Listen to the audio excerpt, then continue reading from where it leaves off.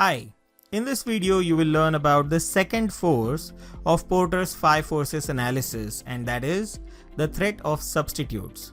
Here you will learn what is the threat of substitutes. You will assess the threat of substitutes for our real life example, Uber. Finally, you will learn the key questions you should ask to assess the threat of substitutes. Let's begin. Substitutes are alternatives available for the customer to buy instead of buying your product or service. These substitutes may not be a direct competition to your product or service. With many alternatives, customers are presented with options for shifting with every little price change.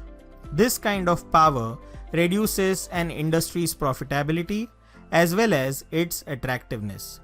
It's even worse when the buyer has an alternative that costs very little but is still efficient. The examples for alternatives to the airline industry are trains, buses, water transportation, Elon Musk's Hyperloop, among others.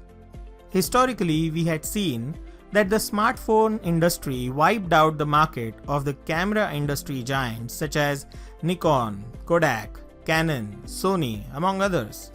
Smartphones are not a direct competition to cameras, but a substitute. The following are substitutes to Uber's transport products: car sharing companies like Zipcar, improved public transport, more people have started working from home, bicycles in cities where there is traffic congestion. So, what are the questions that you must answer to get a better understanding of the threat of substitutes? Those are: what makes your product different from the substitutes? What substitutes are available in the market? How much less or more would it cost your customer to shift to the substitute? What's the ease of switching to the alternative? Can you provide services or products that can substitute the industry's main leader? Answering these questions will lead you to think how substitutes can affect your business and the business of your competitors.